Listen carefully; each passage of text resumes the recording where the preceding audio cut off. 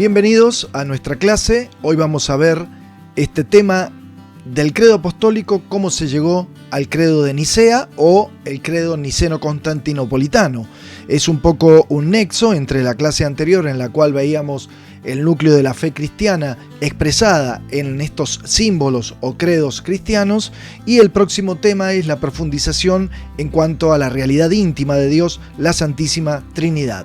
Habíamos hablado de la existencia del credo apostólico, credo que fue recibido o escrito a partir de la predicación de los apóstoles y que gira en sus tres partes alrededor de la Santísima Trinidad, puesto por escrito allí en finales del primer siglo de la era cristiana. Y habíamos hablado de el credo niceno o niceno-constantinopolitano. Hoy vamos a ver por qué tiene ese doble nombre, que ya notábamos y hacíamos notar que también tiene las tres partes referidas, la primera a la acción del Padre, la segunda a la acción y obra del Hijo y la tercera a la acción del Espíritu Santo, pero que evidentemente es más largo, ¿sí? Tiene como más texto. Entonces hoy vamos a ver un poco de dónde surge esta diferencia entre ambos credos. Recordemos que el credo niceno aparece en el siglo IV de la era cristiana. Vamos a ver algunos antecedentes de este credo. Este personaje que estamos viendo ahora se llamaba Arrio, era un presbítero del norte de África, de Egipto, de Alejandría, que en su época comienza a enseñar una doctrina cristiana, pero adecuada a lo que él pensaba. Una doctrina en la cual empieza él a dudar de si Jesucristo realmente es Dios, ¿no? Entonces él enseñaba que, bueno, Cristo es la palabra o el verbo de Dios encarnado, pero este Jesucristo, hombre, como todo hombre, es capaz de cambio y es capaz de sufrimiento. Y entonces, si en Cristo hay cambio y hay sufrimiento, no es Dios. Entonces, ¿por qué? Porque sería un logos mutable, un logos que cambia. Por lo tanto, no es igual a Dios y, en consecuencia, Jesucristo no es Dios. Esto era el núcleo de lo que enseñaba Arrio allí en el norte de África y que hizo que el pueblo comenzara a escuchar estas doctrinas e incluso comenzara a repetirlas. Allí empieza a tomar cartas el obispo de Alejandría, que le llama la atención a Arrio e incluso lo destierra de Alejandría. Arrio viaja a Palestina y en lugar de volver a la fe cristiana original, sigue predicando estos errores y hace que el problema se traslade ya no solamente a la diócesis de Alejandría, podríamos decir, sino que se empieza a trasladar a otros lugares de la iglesia y empieza a convertirse en un problema para la iglesia universal.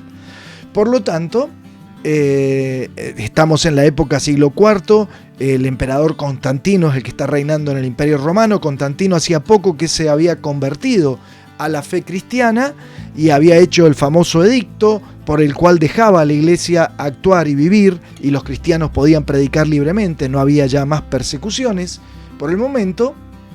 Y entonces se ve necesario, ante el avance de estas doctrinas arrianas, como se terminan llamando, convocar a un concilio de obispos de la iglesia para que estos obispos terminen de contestar y de definir perfectamente la doctrina, dando una contestación a estas nuevas variantes de la doctrina según Arrio.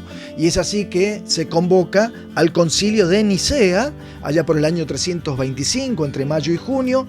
Nicea es una ciudad del norte de lo que hoy sería Turquía, Nicea de Bitinia, dentro del gran imperio romano, ¿no? Allí concurren gran cantidad de obispos, convocados también con algunos representantes del Papa reinante en ese momento, el Papa Silvestre, y allí se reúnen la mayoría de los obispos en contra de las doctrinas de Arrio y algunos muy poquitos a favor de Arrio, y Arrio también participa del concilio de Nicea.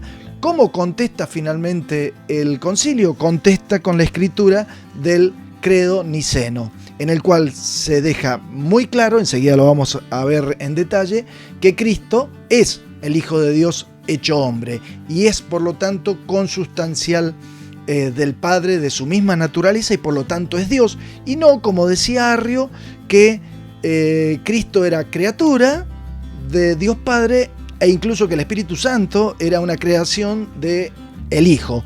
Entonces, ante esa confusión, el concilio pone en claro la doctrina, ya se va dando forma a la doctrina de la Santísima Trinidad. Jesucristo, entonces, Dios de la misma naturaleza del Padre, consustancial con el Padre. Más adelante, la doctrina arriana incluso, Arrio muere en el transcurso entre los dos concilios, pero su doctrina sigue dando vueltas por el mundo. Se vuelve a convocar a otro concilio en Constantinopla, que se realiza en el año 381, donde se deja en claro no solamente todo lo que había dicho el concilio de Nicea, sino que además se hace hasta una aclaración también sobre el Espíritu Santo, definiendo que el Espíritu Santo también es consustancial de la misma sustancia de Dios Padre y Dios Hijo, y por lo tanto es Dios. Finalmente este concilio termina declarando a Arrio como hereje y a sus doctrinas como doctrinas heréticas, es decir, en contra del dogma que ha sido revelado por Dios. Recordamos que dogma es una verdad revelada por Dios y así enseñada por la Iglesia. La Iglesia no tiene poder de cambiarlo o de hacer nuevos dogmas, sino que lo único que puede hacer la Iglesia es enseñar lo que hemos recibido revelado por Dios.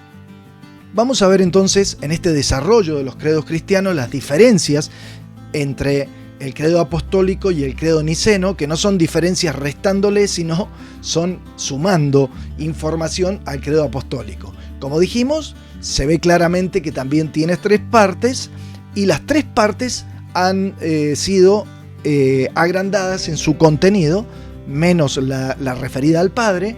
En el credo apostólico decía: creo en Dios Padre Todopoderoso, creador del cielo y de la tierra, y se le agrega en el credo niceno de todo lo visible y lo invisible, ¿sí? Es decir, todas las entidades espirituales también son una creación de Dios.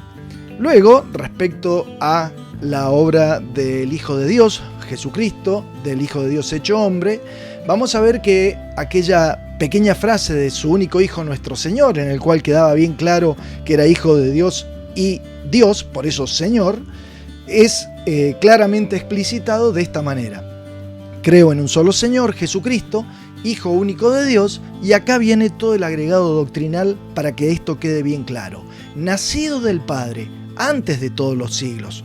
Eso es para que quede bien en claro que no ha tenido un inicio temporal, como sí decía en cierta manera Arrio.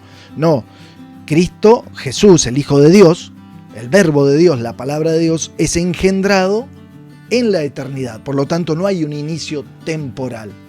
Y por eso es Dios de Dios, luz de luz, Dios verdadero de Dios verdadero, engendrado, no creado, de nuevo reafirmando que Él es Hijo engendrado y por lo tanto ha recibido la misma naturaleza del Padre, ¿sí? O sea, Él tiene en la eternidad, por ser Hijo de Dios, la naturaleza divina del Padre por quien todo fue hecho, y después entra en la obra, en la encarnación y en la obra redentora del Hijo de Dios, diciendo que por nosotros los hombres y por nuestra salvación bajó del cielo, y por obra del Espíritu Santo se encarnó de María la Virgen y se hizo hombre, y continúa. Y luego, en la tercera parte, vemos que aquel escueto creo en el Espíritu Santo es también agrandado en su contenido, diciendo: Señor y dador de vida, que procede del Padre y del Hijo, y que con el Padre y el Hijo reciben una misma adoración y gloria. Es decir, esta tercera persona, el Espíritu Santo, es Señor, es Dios, tiene la misma naturaleza que el Padre y el Hijo porque procede de ellos, y por lo tanto recibe junto con el Padre y con el Hijo la misma adoración y gloria. Y es el Espíritu Santo el que habla por los profetas y el que guía a la iglesia, el que nos da en el bautismo el perdón de los pecados, nos hace hijos de Dios, y termina como el otro credo, como el credo apostólico, diciendo que también esperamos la resurrección de los muertos y la vida del mundo futuro, esta vida, esta participación en la vida divina a la cual todos estamos invitados. Ahí vemos entonces claramente cómo ha habido un desarrollo en la comprensión de la doctrina. No es que se ha agregado algo nuevo que no estaba, sino que lo único que se ha hecho es a lo que ya se había recibido por sagrada tradición de boca de los apóstoles y se había puesto por escrito en el credo apostólico, se ha profundizado teológicamente los conceptos para que nadie tenga dudas de que lo que ha sido recibido de los apóstoles es verdad revelada por Dios y enseñada claramente por la Iglesia.